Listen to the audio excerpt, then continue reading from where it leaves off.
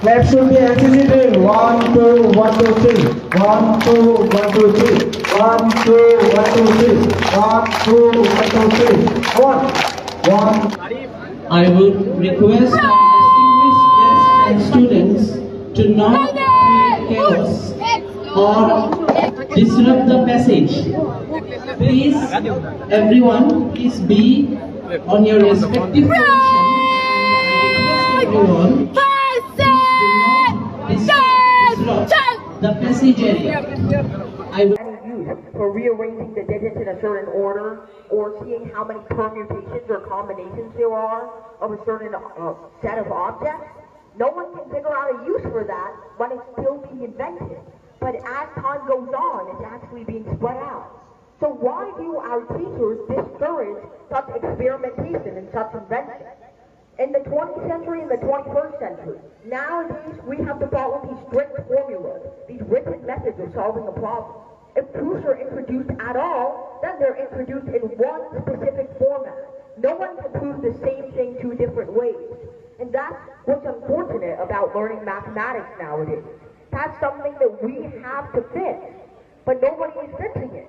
Nobody is taking that opportunity to make math and science non-robotic anymore. Everything is now just do something either way number one or way number two. There's no way to innovate. Just a few years ago, a new way to solve the quadratic formula was discovered. But it was discovered by one of the most famous mathematicians and also a child prodigy, Terence Tao.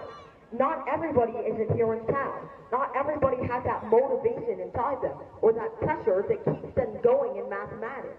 Only about 20% of people who love STEM in high school actually end up making it to their PhD. So, what can we fix about this? Why are so many people just giving up and dropping out? I mean, it's all the same. People in their professors to stick to the formula. They're not being encouraged to spread out in any way. And that's what makes many people think math and science is not for me. I'm just not smart enough. When in reality, are not accommodating to you. So, I encourage you all to try and advocate for systemic change in mathematics and mathematics teaching. But it's going to be 100 or 200 years before something like that actually comes into effect. None of us will be around to actually learn mathematics by then. It's just not practical. So what can we do nowadays? What can we do for ourselves and our younger siblings to help us learn mathematics in the present day, when our exams are next week and our finals are next month?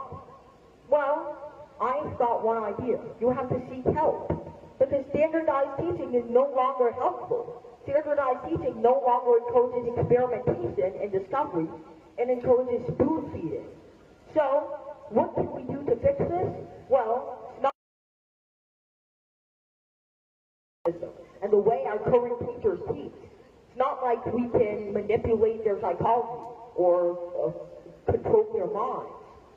All we can do is try to seek help from other sources. There are so many people out there who think the same way. Mathematics and science teaching isn't helpful for me anymore. And so, they have their own systems of support. They go to the people in their lives who have masters or PhDs in math, because they tend to be able to explain these concepts a lot better than someone who's uninspired and just doing it for a paycheck.